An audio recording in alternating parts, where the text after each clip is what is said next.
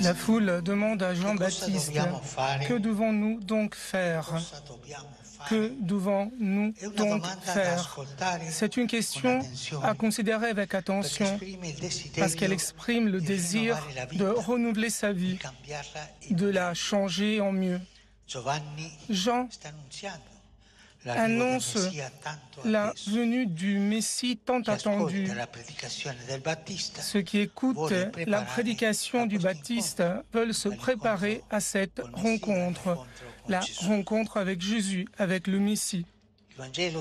L'Évangile selon saint Luc témoigne que ce sont précisément les plus éloignés qui expriment ce désir de conversion.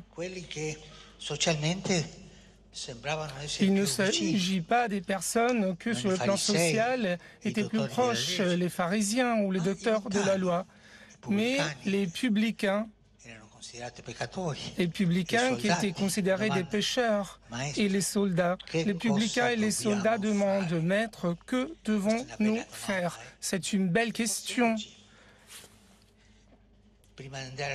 Et avant d'aller se coucher ce soir, nous tous, nous pouvons dire cette prière. Seigneur, que je dois faire pour préparer mon cœur à Noël? Ceux qui se considèrent justes ne se renouvellent pas.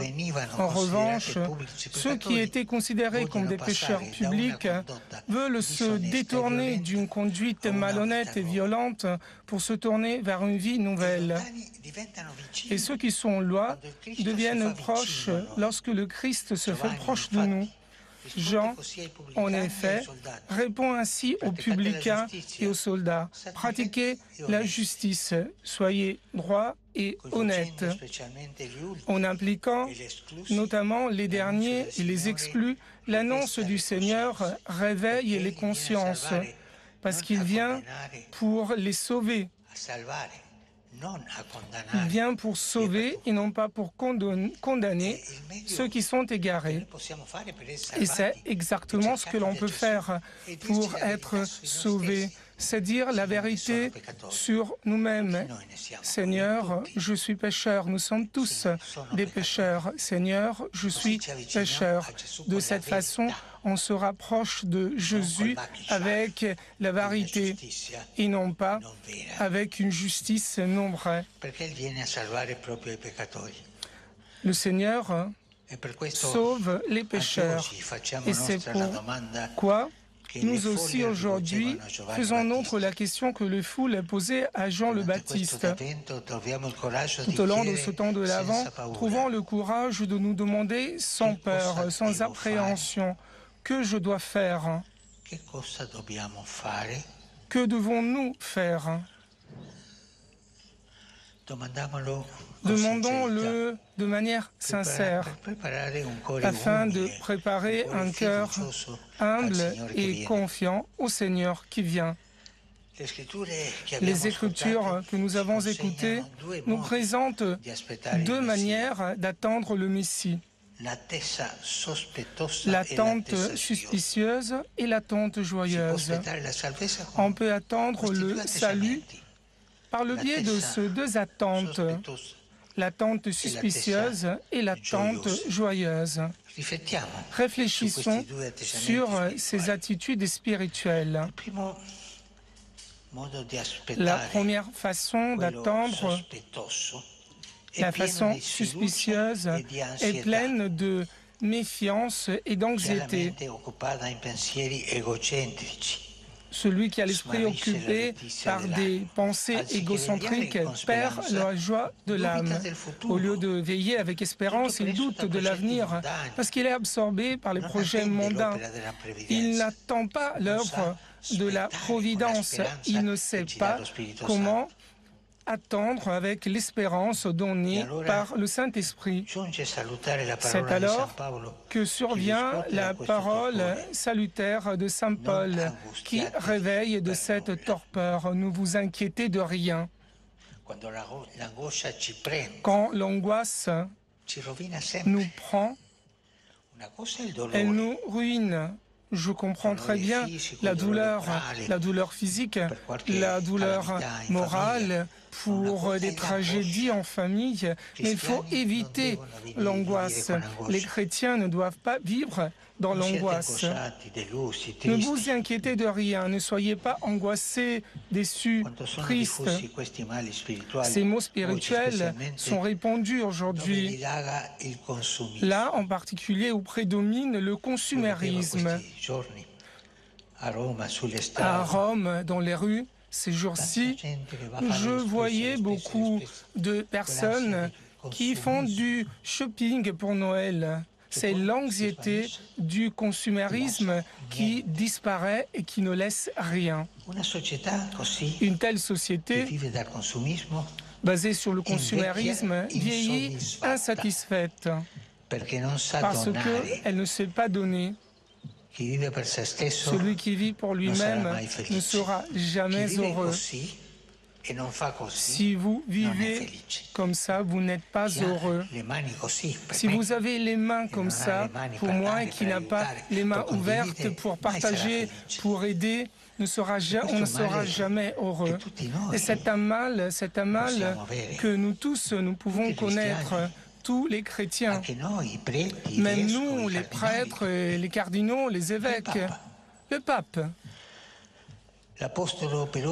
Pourtant, l'apôtre nous offre un remède efficace lorsqu'il écrit « En toutes circonstances, priez et suppliez, tout en rendant grâce à Dieu pour faire connaître à Dieu vos demandes. » La foi en Dieu donne de l'espérance.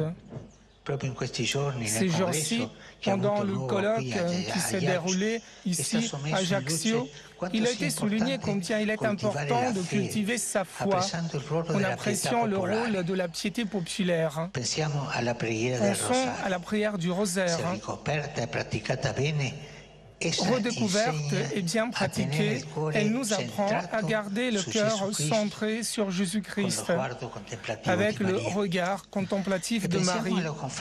Pensons aussi aux confréries qui peuvent nous éduquer au service gratuit du prochain, qu'il soit spirituel ou corporel.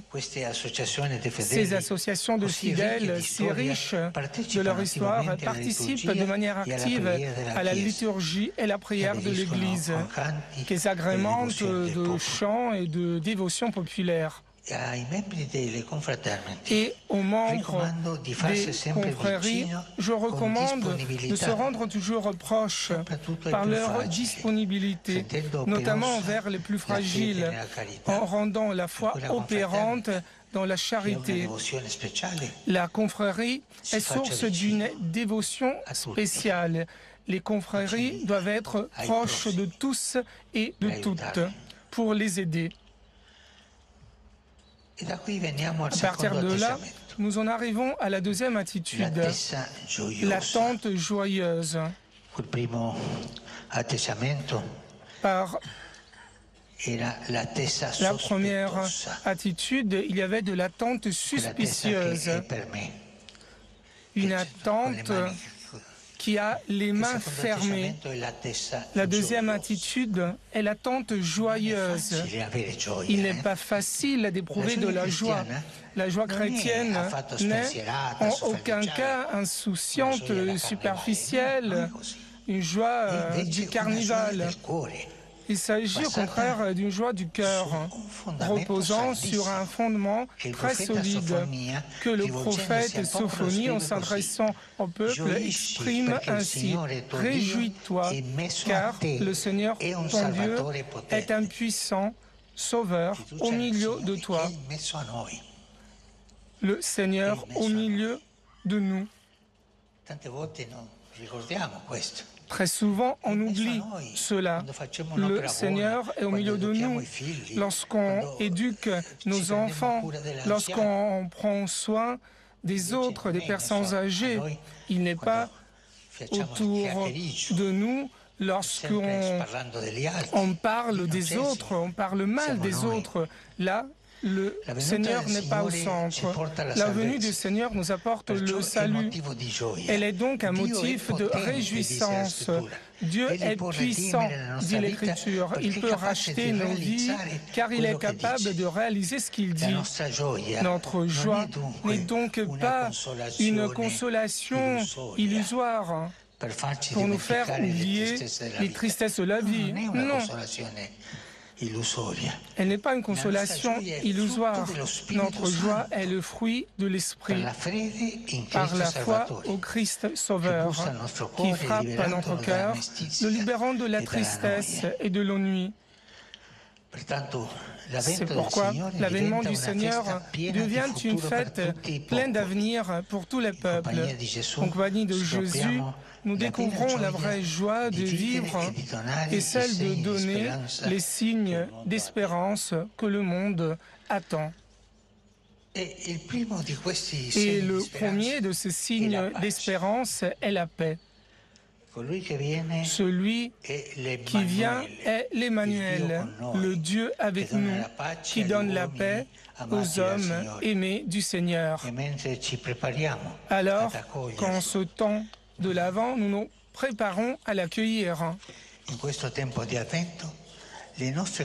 Puissent nos communautés grandir dans leur capacité d'accompagner tout le monde, en particulier les jeunes, sur le chemin du baptême et des sacrements, mais aussi les personnes âgées.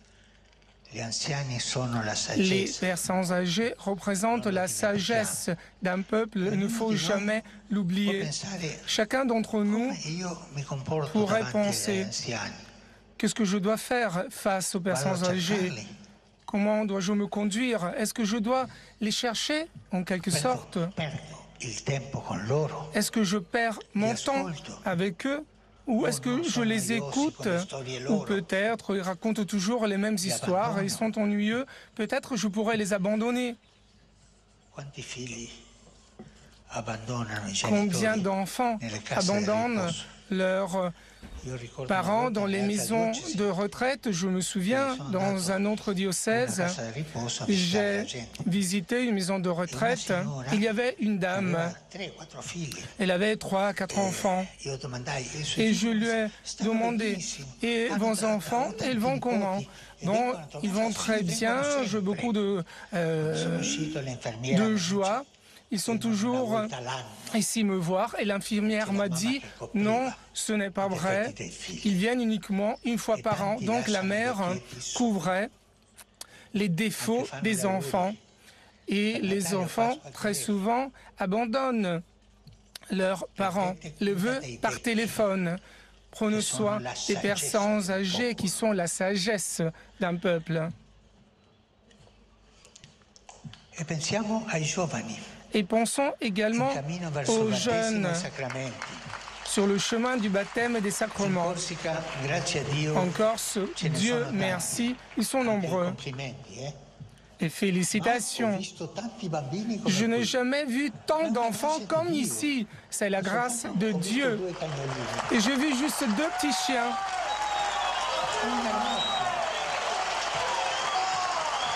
Cari fratelli, fate figli. Faites des enfants. Faites 2 enfants. Les enfants sont la joie, la consolation à l'avenir. C'est la vérité. Je n'ai jamais vu tant d'enfants. Peut-être au Timor-Est, il y en avait beaucoup, mais pour ce qui est des autres villes, il n'y en avait pas beaucoup d'enfants. C'est votre joie et c'est votre gloire.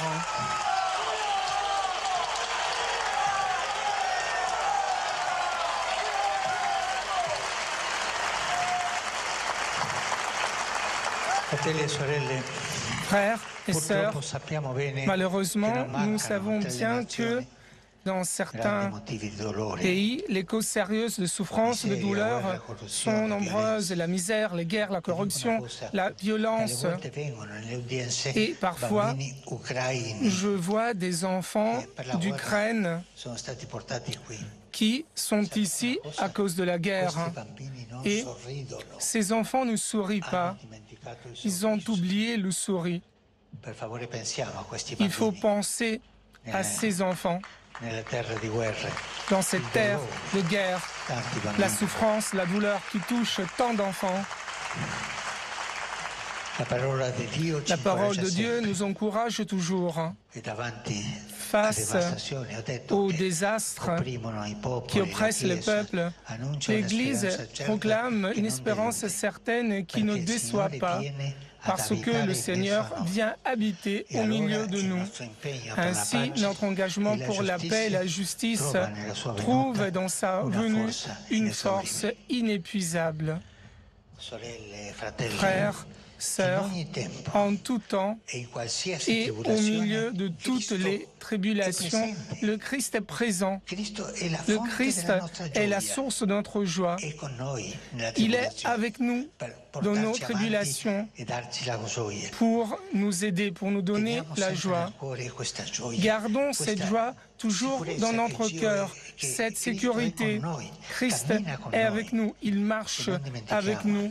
Et il ne faut pas oublier cette joie, cette sécurité. Jésus est toujours avec nous et nous serons toujours heureux et les autres seront heureux également. Cela doit être notre témoignage.